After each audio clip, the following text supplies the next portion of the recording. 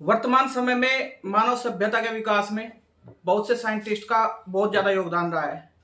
जैसे हम पहले किसी भी यात्रा को करने में बहुत टाइम लगाते थे, तो मैकमिलन ने हमारे लिए साइकिल बना दी। हमें पढ़ने के लिए बल्ब की ज़रूरत थी, थॉमस एडिसन ने हमारे लिए बल्ब बना दिया। हमें बहुत दूर जाना होता था, हज़ारों कई हज़ार किलोमीटर की, यहाँ से जैसे सपोज करो दूसरे देश जाना पड़ता था, अमेरिका हुआ, 1000 2000 10,000 किलोमीटर की यात्रा करनी होती थी, तो राइट ब्रदर ने हमारे लिए जहाज बना दिया। हमें अपने किसी दूर रिश्तेदार से बात करनी होती थी, तो ग्राहम बेल ने हमारे लिए फ़ोन बना दिया। इसी तरह से हमारी इस सभ्यता में एक ये शख्स है जिनका बहुत बड़ा योगदान रहा है। मैं इनको बैटरी इंडस्ट्री के पापा जी बोलता हूँ। अगर आप नहीं पहचानते हैं तो मैं बता रहा हूँ, ये हैं गेस्टन प्लांटे। ये एक फ्रेंच फिजिसिस्ट थे जिन्होंने 1859 में पहली बार लेड एसिड बैटरी का आविष्कार किया था। तो इन्होंने हम सब के बीच में एक ऐसा प्रोडक्ट इन्वेंट करके डाल दिया था कि उस पर हम कंटिन्यू R&D कर सकते थे। इन्होंने हमारे बीच में फेंक दिया वो प्रोडक्ट और बोल दिया बेटा लगे रहो R&D पे। 1859 से लेकर आज तक इस प्रोडक्ट के ऊपर कंटिन्यू R&D चालू है। आज तक हम कोई भी परफेक्ट बैटरी नहीं बना पाए। जितनी भी एडवांस बैटरी हम बनाते हैं उसमें परफेक्शन की गुंजाइश रहती है। ये हर प्रोडक्ट के अंदर है। कोई भी प्रोडक्ट कभी परफेक्ट नहीं बनता, उसमें डेवलपमेंट के जो चांसेस हैं, परफेक्शन की जो गुंजाइश है वो रहती है और रहनी भी चाहिए। Because change is the law of nature. जब तक हम किसी भी प्रोडक्ट में परिवर्तन करके उसको उत्तम तकनीक का नहीं बनाएंगे तो वो मार्केट में नहीं टिकेगा। तो आज मैं आपके सामने लेके आया हूं एक ऐसी वीडियो जो हमें बैटरी की फंक्शनिंग बताएगी कि बैटरी के अंदर इलेक्ट्रोकेमिकली क्या रिएक्शंस होते हैं। उसके ऊपर एक छोटी सी वीडियो लेके आया हूं। थोड़ा प्रयास किया है मैंने, तो उम्मीद करता हूं आपको वीडियो पसंद आएगी। वीडियो को शुरू से आखिर तक जरूर देखें। मेरा नाम है भीमसेन और आप देख रहे हैं मेरा यूट्यूब चैनल टेक्नोमेंट द बैटरी ज्ञान। तो चलिए शुरू करते हैं।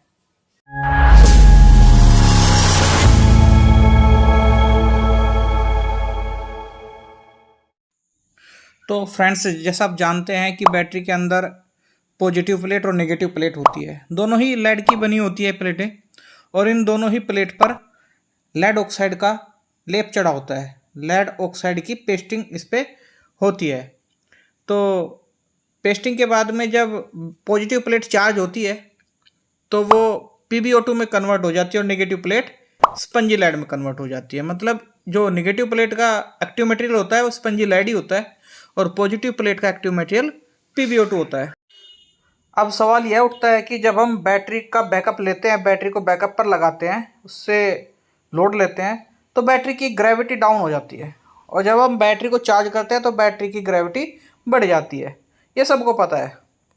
लेकिन इसके अंदर क्या रिएक्शंस होते हैं जिसकी वजह से ये चार्जिंग टाइम पे ग्रेविटी बढ़ जाती है और डिस्चार्जिंग टाइम पे ग्रेविटी कम हो जाती है। आज का हमारा ये टॉपिक बहुत इम्पोर्टेंट होने वाला है। तो फ्रेंड्स, वीडियो को स्किप किए बिना देखना, तभी आप सब कुछ समझ पाएंगे। और आपको बस थोड़ी सी जरा सी नॉलेज चाहिए कि केमिस्ट्री की बेसिक नॉलेज चाहिए, बहुत ही कम। इतना बड़ा PhD का एक्सपर्ट होने की ज़रूरत नहीं है, बस हल्की फुल्की नॉलेज चाहिए आपको केमिस्ट्री की। अगर आप वीडियो को शुरू से आखिर तक देखते हो तो मैं दावा करता हूँ कि आज आपका ये जो सवाल रहता है दिमाग में, ये क्लियर हो जाएगा। और इस तरह की वीडियो केवल आपको मेरे ही चैनल पर मिलेगी। किसी और चैनल पर आप YouTube पर ऐसी वीडियो दिखा नहीं सकते। तो दोस्तों, अभी हम एक पूरी बैटरी ना लेके एक सेल के अंदर जो एक पॉजिटिव प्लेट होती है, एक नेगेटिव प्लेट होती है, उसी के बीच में इलेक्ट्रोलाइट का रिएक्शन से समझेंगे चार्जिंग और डिस्चार्जिंग कंडीशन में। क्योंकि जो एक पॉजिटिव प्लेट और दूसरी नेगेटिव प्लेट के बीच में रिएक्शंस होगा इलेक्ट्रोलाइट का, वही पूरे सेल के अंदर होगा और वही पूरी बैटरी के अंदर होगा। क्योंकि पूरी बैटरी के लिए रिएक्शन समझाने के लिए अपने को बहुत बड़ा एनिमेशन करना पड़ेगा। तो हमारी ये दोनों प्लेट जो है, एक सल्फ्यूरिक एसिड का घोल रहता है 1:3 के रेशो में, ये उसके अंदर डूबी रहती हैं। तो 1:3 का मतलब ये हुआ कि इसमें 3 लीटर पानी रहता है और 1 लीटर तेजाब। तो ये बैटरी के लायक घोल बन जाता है। तो जब हम इसको मिलाते हैं, एसिड को पानी में मिलाते हैं, तो इसके ये जो है हाइड्रोजन आयंस और सल्फर आयंस में डिवाइड हो जाता है। तो ये जो हाइड्रोजन आयंस होते हैं और सल्फर माइनस आयंस होते हैं, इनका चार्जिंग डिस्चार्जिंग पोजीशन पे ग्रेविटी के बढ़ने और कम होने में बहुत बड़ा रोल होता है। तो इस रोल को समझते हैं। अब हम जब भी बैटरी को डिस्चार्जिंग पे लगाते हैं, मतलब हमारी बैटरी चार्जिंग कंडीशन में है, अब हम बैटरी से बैकअप ले रहे हैं, तो जब भी हम बैटरी को बैकअप पर लगाते हैं तो हमें पता है कि जो इलेक्ट्रॉन्स हैं वो निगेटिव प्लेट पर पॉजिटिव के मुकाबले ज़्यादा हैं। तो क्या होता है, जैसे हम बैकअप पे बैटरी को लगाते हैं, जो इलेक्ट्रॉन्स का मूव है वो निगेटिव से पॉजिटिव की तरफ होने लगता है, मतलब इलेक्ट्रॉन्स का प्रवाह निगेटिव से पॉजिटिव की तरफ बहने लगता है डिस्चार्जिंग कंडीशन में। तो जब निगेटिव से इलेक्ट्रॉन्स पॉजिटिव प्लेट की तरफ जाते हैं तो तब क्या होता है कि जो इसके सराउंडिंग में हाइड्रोजन प्लस आयंस होते हैं वे इन इलेक्ट्रॉन्स की तरफ अट्रैक्टिव होते हैं। क्यों होते हैं? क्योंकि इनके पास एक इलेक्ट्रॉन्स कम होता है। तो जैसे ही ये hydrogen plus ions positive plate से इलेक्ट्रॉन लेते हैं तो ये हाइड्रोजन एटम में कन्वर्ट हो जाते हैं। अब ये दो जो हाइड्रोजन एटम बन जाते हैं PbO2 पर, जो हमारा PbO2 होता है इसके ऊपर में दो ऑक्सीजन के एटम हैं। तो क्या होता है, ये जो दो हाइड्रोजन के एटम हैं इस PbO2 से एक ऑक्सीजन का एटम ले लेते हैं, तो क्या बन जाता है, ये पानी बन जाता है। और यहाँ पर क्या बचता है, PbO2 के बजाय यहाँ पर बच जाता है PbO। अब इस अभिक्रिया में जब पानी का उत्पादन होगा तो सीधी सी बात है, जो इलेक्ट्रोलाइट है वो पतला होगा, उसकी कंसिस्टेंसी पतली हो जाएगी, तो इसका मतलब उसकी ग्रेविटी कम हो जाएगी। अब हमारे PbO2 ने एक एटम जो पानी को दिया है, हाइड्रोजन एटम्स को दिया है पानी बनाने के लिए, अब ये PbO रह गया वहाँ पे। अब यहाँ से प्रॉब्लम क्या होती है कि जो H2SO4 होता है वो PbO2 के साथ कोई रिएक्शन नहीं करता, लेकिन वो PbO के साथ रिएक्शन कर जाता है। तो जो PbO2 ने एक एटम ऑक्सीजन का दे के PbO बचा है, तो यहाँ पर H2SO4 क्या करेगा, PbO के साथ रिएक्शन करके लेड सल्फेट जमा कर देगा। अब ये लेड सल्फेट पॉजिटिव प्लेट पर क्रिस्टल फॉर्म में जमा हो जाएगा। अब आप इसको इस समीकरण के द्वारा भी समझ सकते हैं। ये अपना PbO है, इसने अपने H2SO4 से रिएक्शन किया है, तो रिएक्शन करने के बाद लेड सल्फेट बना और पानी बना। तो लेड सल्फेट जमा हुआ पॉजिटिव प्लेट पर, और पानी से क्या हुआ कि जो हमारा ग्रेविटी थी सल्फ्यूरिक एसिड की वो कम हो गई। तो जब ये प्रक्रिया कंटिन्यू चलती रहेगी तो हमारा पॉजिटिव प्लेट पर लेड सल्फेट जमा होता रहेगा और पानी का प्रोडक्शन होता रहेगा। तो हमारी जो ग्रेविटी है वो डाउन होती रहेगी। जितना ज़्यादा हम बैटरी को डिस्चार्ज करेंगे उतना ही ज़्यादा लेड सल्फेट प्लेट के ऊपर जमा होगा और उतना ही ज़्यादा पानी प्रोड्यूस और उतनी ही ज़्यादा ग्रेविटी डाउन होगी। तो ये जो रिएक्शन देखा ये हमने देखा पॉजिटिव प्लेट के साथ में। तो अब देखते हैं नेगेटिव प्लेट पर क्या होता है। हमें पता है कि हमने बैटरी को बैकअप पर लगा रखा है, जो इलेक्ट्रॉन्स है वो नेगेटिव प्लेट से पॉजिटिव प्लेट की तरफ मूव कर रहे हैं। तो सीधी सी बात है कि नेगेटिव प्लेट्स पर इलेक्ट्रॉन्स की कमी होती जाती है। तो अब ये इलेक्ट्रॉन्स इसको कहाँ से मिलते हैं, अब जो हमारे ये सल्फर आयंस हैं जिसके ऊपर दो इलेक्ट्रॉन्स हैं, तो ये सल्फर आयंस इसको अपना इलेक्ट्रॉन दे देते हैं नेगेटिव प्लेट को। तो जो इलेक्ट्रॉन्स की कमी है होती है यहाँ से पूरी हो जाती है। लेकिन यहाँ पर क्या दिक्कत होती है कि जैसे ही सल्फर आयंस दो इलेक्ट्रॉन अपने नेगेटिव प्लेट को देते हैं तो वैसे ही ये लेड से क्रिया करके लेड सल्फेट जमा कर देते हैं। तो ये प्रक्रिया भी नेगेटिव प्लेट पर चलती रहती है। इलेक्ट्रॉन्स इसको सल्फर आयंस से मिलते रहते हैं और नेगेटिव प्लेट पर लेड सल्फेट जमा होता रहता है। तो ये तो थी डिस्चार्जिंग की प्रक्रिया, जिसमें हमने पॉजिटिव प्लेट और नेगेटिव प्लेट पर सल्फ्यूरिक एसिड के साथ जो रिएक्शंस थे सल्फर आयंस और हाइड्रोजन आयंस के, उसको समझा और पता किया कि इसमें ग्रेविटी कैसे कम होती है। अब देखते हैं चार्जिंग कंडीशन के दौरान क्या होता है कि उसमें हमारी ग्रेविटी बढ़ जाती है। अब हमने बैटरी से बैकअप तो ले लिया, लेकिन इसके अंदर हमारा क्या नुकसान हुआ कि हमारी जो प्लेट हैं उनके ऊपर लेड सल्फेट जमा हो गया। और नेगेटिव प्लेट पर लेड सल्फेट जमा होने से क्या हुआ, इसकी जो इलेक्ट्रॉन्स को होल्डिंग करने की जो कैपेसिटी थी वो कम हो गई।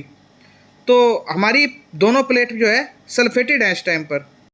तो डिस्चार्जिंग के दौरान हमें एक चीज़ का और ध्यान रखना चाहिए कि अपनी बैटरी को बहुत ज़्यादा डिस्चार्ज नहीं करना चाहिए। इतना ज़्यादा डिस्चार्ज ना करें बैटरी को जिससे इतना ज़्यादा सल्फेट प्लेट पर जमा हो जाए जिसको हटाना मुश्किल हो। तो अब हमें क्या करना है, अब हमें सिंपल एक प्रोसेस ये करना है कि हमारी जो 2 प्लेट हैं उनके ऊपर जो सल्फेट जमा हो रखा है, हमें चार्जिंग प्रक्रिया के दौरान ऐसा करना है कि वो सल्फेट वापस इलेक्ट्रोलाइट में चला जाए, मतलब हमारी प्लेट जो है डिसल्फेट हो जाए। तो हम क्या करते हैं, अब एक बैटरी को चार्जर पे कनेक्ट करते हैं। हमें ध्यान रखना है कि जितने वोल्ट की हमारी बैटरी है हमारा चार्जर उससे ज़्यादा वोल्ट का होना चाहिए, तभी बैटरी पूरी तरह से चार्ज होगी।